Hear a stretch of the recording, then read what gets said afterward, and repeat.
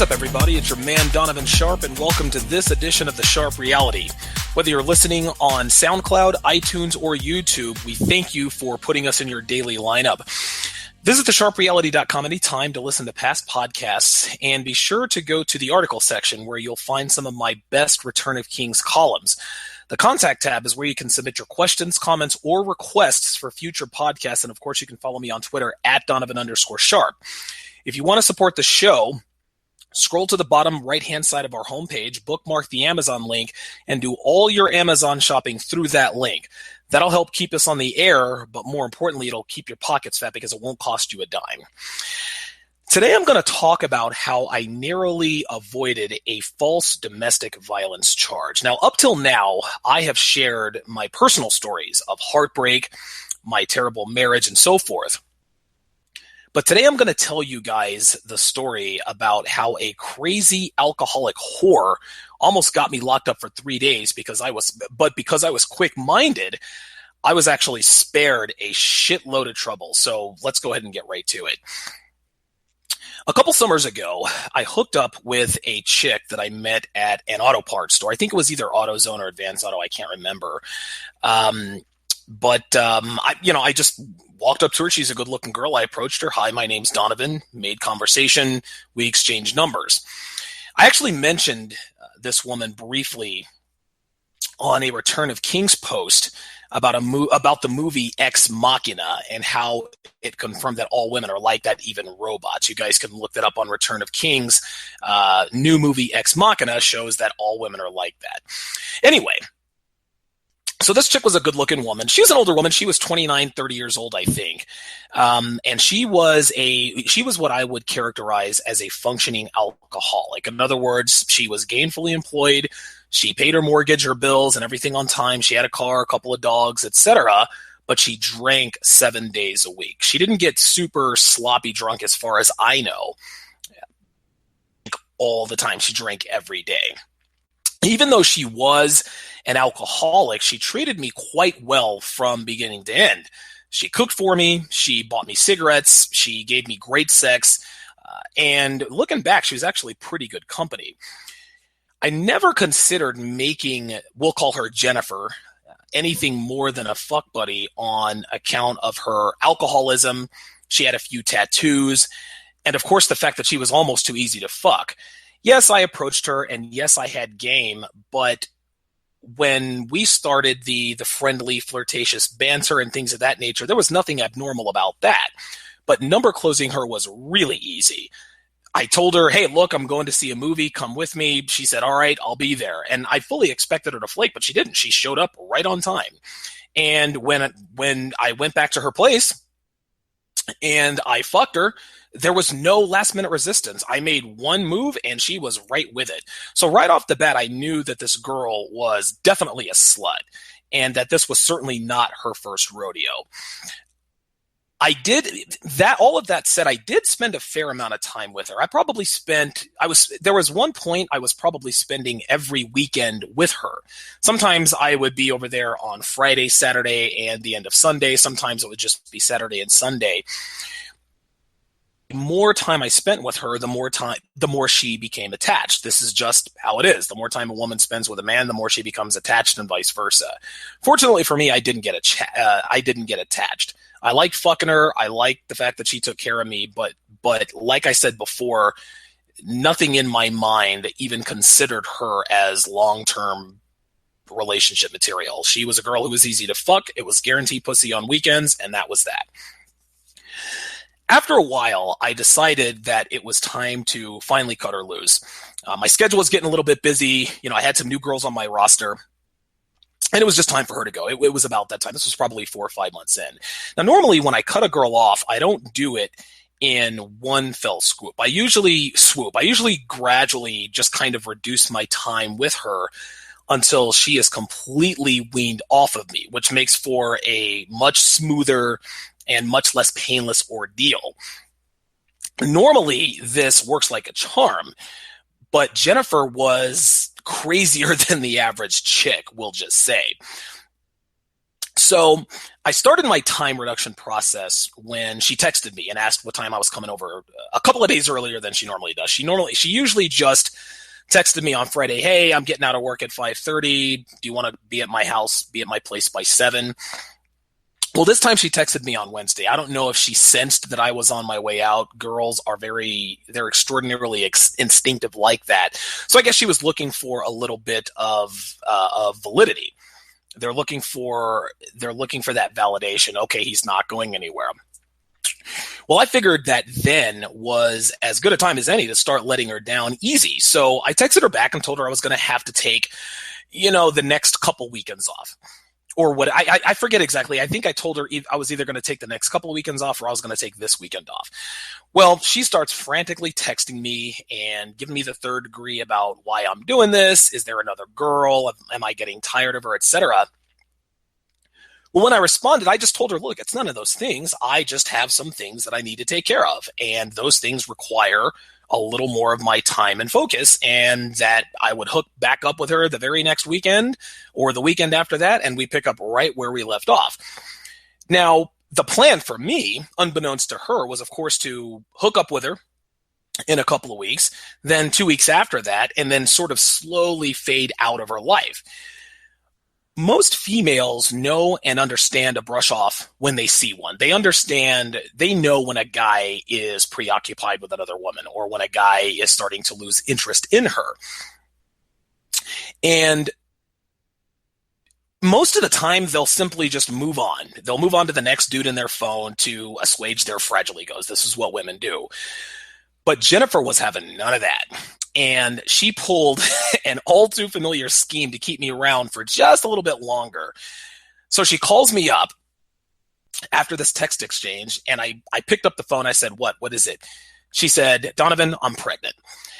Now, this isn't the first time that a girl has attempted to lock me down by faking a pregnancy. So I didn't freak out. I very calmly told her to sit tight and that I'd be there in a bit. After that conversation, I jumped in my car, drove to a CVS just a few blocks from my place, and I bought 2 pregnancy tests, not 1, but 2. Now, I was almost positive she was lying. But by the same token, it would be disingenuous of me to say that I wasn't at least a little concerned. Every time I fucked her, I used a condom, and I know that I did. Every single time. I never let her handle my condoms.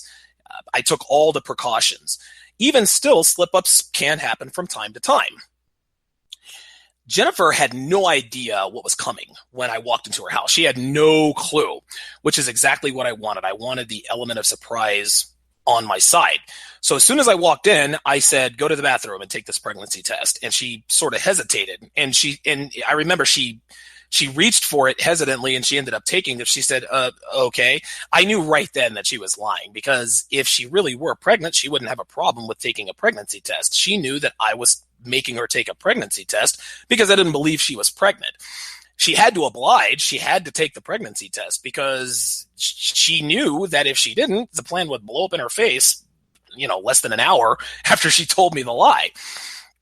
That leads me to a pro tip with the 2 pregnancy tests. Always make a woman take a pregnancy test twice. It is worth the extra coin. It alleviates all reasonable doubt. So if you tell a girl to take a pregnancy test and it's negative, you can drive home and she'll call you the next morning and say, hey, I took a pregnancy test and it's positive. That one must have been fucked up. If you make her take it twice and she sees 2 negative tests, then she knows the jig is up. Well, the first test she took was negative, as was the second, which proved that she was lying. So at that point, she knew I was on my way out the door. She realized that she had fucked up and that was it. So, of course, she did what most women do. She turned on the waterworks and started the drama. Oh, I'm so sorry. I didn't want to lie to you. She kept saying I didn't want to lose you in my life and this and that. Now, I was stoic. I let her cry and I let her ramble. I let her apologize. I didn't have a single word to say to her. I was just as emotionless as I could be. This situation just didn't affect me. I have been, girls have told me I'm pregnant before, and then when I call them on it or make them take the test, this isn't the first time I've had a girl take a pregnancy test after they've told me that they're pregnant. I'm always extra careful, but bitches they're scandalous. And there's even a website, I think it's called like fakeababy.com or fakeapregnancy.com. And women, there are all sorts of things. This particular website provides sonograms, ultrasounds, false pregnancy tests that aren't really pregnant, doctor's appointments, pap smears, all of that paperwork to make men think that that woman really is pregnant with a child. It's called fakeababy or fakeapregnancy.com. I can't remember. But what making her taking 2 pregnancy tests right then and there does is that eliminates all that. So rather than giving her time to sort of hatch this scheme to keep me around, I went ahead and alleviated the threat right then and there. So when she was finished with her little dramatic act, I told her, look, I'm leaving. I said, this is it. We're over. We're done. So I turn around and I start to walk out the door. There's no need to say any goodbye. Well, right before I hit the door, I hear her say hello. And I thought she was calling her friend or whatever the case may be. But she said, her very next words were, I'd like to report a domestic disturbance. Now, guys, I've been in some pretty sticky situations with women, but this was definitely a first for me. I hadn't laid a hand on Jennifer, but I knew that leaving her house was as good as admitting guilt in the eyes of the law. When you're a man and you're accused of domestic violence, you are guilty till proven innocent. So if she calls the cops and I go to my house, guess what? They're going to come and arrest me, or they're going to come and detain me no matter what. One way or another, I'm going to end up in the handcuffs. So I kept my wits about me. I calmly sat on her couch, and I don't know what made me do this. I don't know why. I guess this was just red pill conditioning, but I had the wherewithal. I had the presence of mind to open up a recording app on my phone, and I just sat there and waited for the police to arrive to get there. So I put my phone on her coffee table, and I tried to make conversation with her. And when I did, she ended up going on. It probably took the cops 10, maybe 15 minutes. It was probably a lot less than that because it felt like an eternity because of the situation that was happening. But Jennifer went on not really a verbal tirade, but she went on she basically freed me is what she did. She went on this verbal conversation with me, and that proved to be the difference between me going to jail and me going home. Long story short, she screamed and yelled. She was trying to scare me. She was screaming and yelling. She said, because I heard what she told the 911 operator. She said that I had choked her and slapped her. And she said, when the cops get here, I'm going to show them how you did it and this and that. And she even went as far as to say, even if you don't get convicted, you're still going to be locked up for 72 hours anyway. She knew the law. So obviously this wasn't the first time that she had pulled this particular gambit.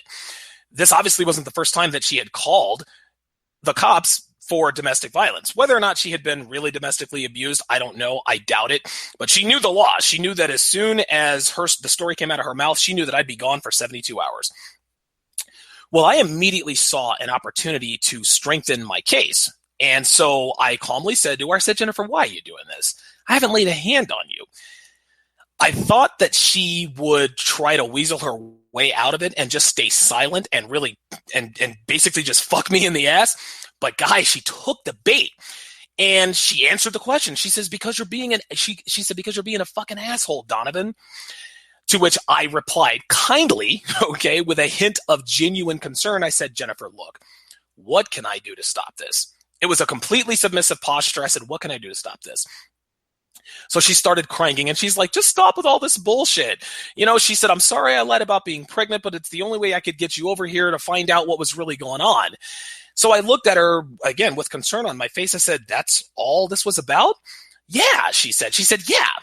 I said, well, if you wanted an explanation, all you had to do was ask. There's no need to lie about me beating you up, because what good am I to you if I'm in jail, right? And she kept going. She said, I know. She said, I'm sorry, Donovan. I just freaked out. I didn't want to lose you in my life. I said, no big deal. I put my feet up on the coffee table.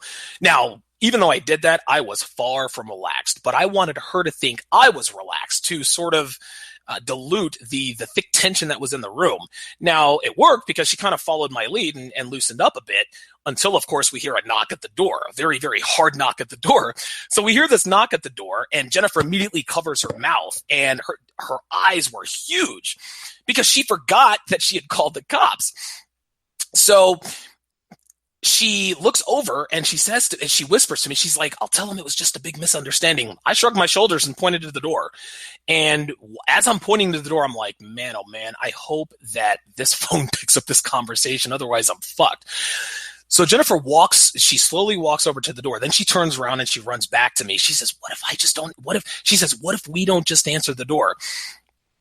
As soon as she said that, the cops knocked again. It was almost like they banged on the door, like cops do when they're trying to get into a house. I said, look, they're going to break down the door because they think I'm in here beating your ass. If you don't let them in, they're going to let themselves in. And at that point, I was furious because she was trying to sort of sweep this thing under the rug. I said, just answer the fucking door and let them in. By this point, we're both on edge. But I tried as best I could to keep my cool on the outside. I don't know if I succeeded, but I tried my level best to look like I wasn't stressed out. So finally, Jennifer walks over to the door and she lets the cops in. And gentlemen, my chest was hammering against my heart was hammering against my chest, man. I had adrenaline pumping through my veins. I knew I was going to jail that night. The only reason why I tried to record the conversation, that was just a Hail Mary. And again, at this point, this was post-red pill. I already know I'm guilty till proven innocent. The least I could do was maybe have some sort of evidence that could get me off. Me being arrested, in my mind, that was a foregone conclusion. I was just thinking, okay, I'm going to be arrested and I'm going to be charged. What can I do to beat this charge? I already was resolved in my mind that I was going to be in jail for the next 3 days. So they're asking her questions about what happened. And if any of you have ever been in this situation, you understand that when police officers question these quote-unquote victims about what happened, the questions are loaded. In other words, no matter what answer she gives them, it makes the abuser or the alleged abuser sound guilty. And reading the body language of both cops, who, by the way, were both men, made me extremely nervous, even though I had my phone right there recording the whole thing. I didn't know if it really had been recording. I didn't know if it was going to be blurry. I didn't know it was going to be audible. So they're asking her these questions. And now at this point, guys, Jennifer, she painted herself in a corner and she knew it. She told the dispatcher that I had choked her and slapped her, so she had to stick to that story with the cops. And when she told the cops this story, it sounded much less convincing when she repeated it in front of them. Neither officer gave any indication that they didn't believe her, but that didn't make me feel any better. So after a few minutes, and it seemed like a fucking eternity, they then turned their attention to me. Now, to this point, I was extremely careful not to show aggressive or guilty posture. When they were questioning Jennifer, I didn't interrupt them. I didn't yell, because a lot of times, one mistake that men make in these situations, whether they're guilty or not, is they're always going to ask the woman first, okay, what happened? And if the woman starts lying, or the guy wants to sort of throw the cops off the scent, if he really is guilty, he'll interrupt, no, that's not what happened. And then he gets upset, and then they detain him, which makes him look even more guilty. And they don't want to hear what he has to say at that point, because he's already shown himself to be a hostile assailant. So right off the bat, being like that almost certainly arrests you right there, so to speak. I didn't say a word. I'm still sitting on the couch. I simply raised my hands and I said, "Officers, I'm going to reach for my phone, which is right there on the coffee table." Again, I didn't want to make any sudden movements. I didn't want to be tackled. Again, guys, remember, I'm a black man who's been accused of domestic violence by a white woman, and there are 2 white cops in this house. Now, I'm not going to get into, the police shootings and this and that and the other, because that's not something I'm going to tackle just yet. But I was as cognizant as anybody. As a black man, I have to be cognizant of these things, and I have to act accordingly. So I raised my hands, gentlemen or officers, I'm going to reach for my phone. So I reached for my phone, and I found the recording app. It was still recording, so I stopped it, and then I hit play again. And I was hoping, listen, guys, I was praying to every fucking God I could think of that this recording was audible enough to make a difference. Again, I think I know I'm going to get arrested at this point, but I'm hoping that at least this will get me off in court. That's what this was for. I wanted the officers to be able to come to court and say, yes, we heard this audio file, and it appears that, Jennifer said X, Y, and Z. So, to my extreme relief, our conversation, me and Jennifer's conversation, rang through the speakers on my phone as clear as a bell. Well, with the exception of the whispering between her and I when the cops were knocking at the door, the officers heard every word of the conversation, including their interrogation of Jennifer. Now, Jennifer could do nothing but stand there, and she had this horrified look on her face. It was almost the same look that was on her face when the cops knocked on the door, when she had forgotten that she had called the cops. Well, a few minutes in, every few seconds, she would try to interrupt to say something, but one of the officers, one or the other, would quickly just shush her, just quiet, because they wanted to hear the whole thing. So after the recording finished playing, Jennifer was in tears. She was in tears. She's apologizing to the cops. Oh, I'm so sorry. I never meant for any of this to happen. Blah blah blah blah blah.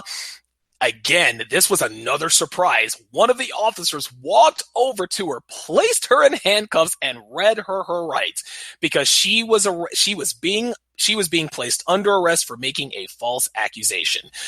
Still, she's sobbing and crying. She's apologizing to me. I'm so sorry, Donovan. When I get out, I'll do anything to make this up to you, et cetera, et cetera. Neither myself or the two cops said anything as she was let out of her house and into their squad car. So one of the cops, stayed behind, got my statement. I told him the story about what really happened, and at the end, he said, well, look, do you want to take out a restraining order? And I told him no. And I told him no for two reasons. Number one, Jennifer had no idea where I live. And number two, I knew that a restraining order would be useless and probably unenforced on the off chance she actually tried something. Hey, I mean, look, I'm a big black man. I'm 6'1", 225 pounds, and this, I think she was 5'3", she was probably 120 pounds, is at my door. Like, what is she gonna do? Now, in hindsight, maybe I should have taken out a temporary order of protection or whatever, a restraining order. Maybe not. But at that point, I just wanted to get the fuck out of there and just get out of her life. I didn't want anything. I didn't want to have to I didn't want to make any more statements. I didn't want any paperwork. I didn't want to go to court. I just said, look, fuck it. Just arrest her. Do what you got to do. It's out of my hands. Well, the officer shook my hand, and, he's like, hey, look, I'm sorry about what happened. And then he said something very poignant to me. He said, if more people did what you did and record these domestic disturbances, we'd probably be arresting a lot more accusers. And I just nodded and left. I mean, I agreed with him, but I just wanted to get the fuck out of there in case anything else happened. Now, guys, I could sit here and say that game saved me that night, but that would be far from the truth. If not for my phone recording what really went down, I'd have gone to jail that night regardless of the amount of game I had. That's a fact. Now, I hadn't seen or heard from Jennifer since that night. She did text me a couple months or a few months later to apologize and tell me that she missed me. I actually tweeted it out looks like I tweeted that out on November 12th, 2015. If you want to go see it.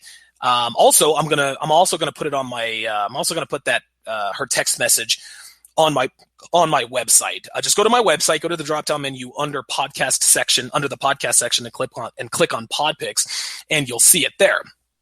She basically told me she was sorry, that she missed me, and that I could call her or text her if I wanted. I didn't respond. Haven't seen or heard from her since. I'm not exactly how much time she spent in jail, but I assume she was probably a first-time offender, and she's a woman. She's a white girl, so it probably. I'm fairly certain it probably wasn't long. At the end of the day, guys, fucking with crazy girls is a mathematical inevitability. You're going to come across if you fuck enough girls, you're going to stick your dick in crazy at some point. That's just how it is. That's 2017. This is how it works. The number of emotionally damaged females in this country who can and will pull this kind of bullshit is growing by the second. And they are even more empowered to do so than they've ever been before. Women know that they can go to human resources and end a man's career. Women know they can just call the cops and get a man put in jail. That being said, it stands to reason that there's a pretty good chance that you will encounter a woman like Jennifer at some point during your pussy plundering lives. That's one of the downsides of games. The game is that every once in a while, you're going to come across one of these chicks. Guys, do yourself a favor and record everything. Otherwise, you might find yourself on the wrong end of a false accusation, and that's a no-win situation for you, whether you're guilty or not. Time now for some Q&A. I get a lot of these on a daily basis, and it takes quite a while to get through them. And, my schedule's been crazy lately, but I'm all caught up now, so let's go ahead and get to it. Web Wizard comments on YouTube about the 6 slut tales every man should know. He says, awesome podcast, Donovan. By the way, you are a hilarious narrator. I enjoy listening to you. Thanks, Web Wizard. Sometimes I get a little carried away, but that's how it is when you live the red pill life, man. Thanks for the comment. Final Fireman writes in via the sharpereality.com. He says, just want to say I enjoy your podcast and I also like your ROK articles. Appreciate the love, man. And guys, definitely check out my archive on ROK. I don't write as much as I used to on account of my schedule these days, but I try to get anywhere between 2 and 4 columns in per month. But all the writers there are as good as it gets. And Return of King should definitely be bookmarked in every man's browser. J.E. on YouTube writes in about episode 16 on human resources. He says, quote, anything ran by women, you have to watch every little thing or they get offended or harassed. Had a friend who got fired from his internship and it was dissolved because he quickly adjusted his zipper, which was halfway down, and he ended up getting fired. Jay, I couldn't agree more. And like I said in previous podcasts, women don't even have to have evidence. They're literally taken at their word regardless of evidence regardless of the evidence to the contrary that proves a man's innocence or lack thereof. Men end up taking the L every single time. Listen, you got to watch it out there. You got to stay on your P's and Q's at all times because you will get hemmed up for sure. Jonas writes in via the sharpereality.com. He says, quote, just wanted to let you know I'm a huge fan of your writings on ROK and your podcast. As a 25-year-old black male, it's refreshing to see another black man who's an important figure in the manosphere. My issue with the manosphere is that the lack of information tailored to young black males who game interracially. So now you understand why you're a breath of fresh air. I've read your articles on Return of Kings, but was wondering if you could do a Sharpe short or a full podcast on what black men can do to become high value and how to game outside of our race, whether it's face to face or online. Again, thanks for everything you do, big bro. I really mean that. Thanks for taking the time to read my message, and I hope your content blows up this year. Peace out, big brother. Hey, look, Jonas, thanks for the message, man. I really appreciate that. I say all the time that I love what I do, and it's great to hear from men like yourself who are positively influenced by my work. That's why I do this. As far as your question goes, yes, I will be doing a podcast on running game, on white girls, Hispanic girls, basically women who aren't black. That's on running game as a black man on non-black women, which will include how to increase your value as a black man. Now, the game is the same because all women are the same, but there are quite a few differences in terms of game application when your race changes. I wrote about some of those differences on Return of Kings in a post titled The Pros and Cons of Game for Black Men in the West. And if you haven't read that yet, Jonas, I would highly recommend that you head over and check that out. So stay tuned for that podcast, and I think it'll really help you out and give you a solid foundation moving forward in your life as a red pill aware male. Ronnie writes in. He says, "What's good, bruh? That brought me to the manosphere, the red pill frame of mind, and I have to thank you. I've been literally soaking up the information like a damn leech. I'm almost ashamed to say that I took the red pill, and I didn't take the red pill until I was almost 40 years old and going through a divorce before I dove into it, but here I am. Thanks a million times over." He continues, "The first thing I read that you wrote was 5 reasons you don't date black women. That shit changed my life. Then I found the podcast on Return of Kings, and so on and so forth. I've even started teaching the same principles to my younger brother to my younger cousins, and will give the same to my son. He says, I want to make a suggestion about a topic you could cover in more detail from a red pill point of view, of course. Topics dealing with more men who are divorced or going through divorce, having to deal with children and seeing this cum-drinking bitch on a regular basis, dealing with the new damn fool she recruited to basically had to handle the whole process of winning your freedom from these, quote, Medusa-ass bitches. He says, I call them Medusa-ass bitches because they paralyze good niggas in stone, and one look at that fat ass or good pussy, and we become powerless to stop it after the look. He says there are a lot of men out there who are dealing with that shit, and even though I know you didn't have kids with none of your chicks, I'm sure anything you have to offer from a red pill's perspective will be greatly appreciated. Yeah, thanks for the question, Ronnie, and I take tremendous pride in knowing that I sort of agree to your red pill awakening.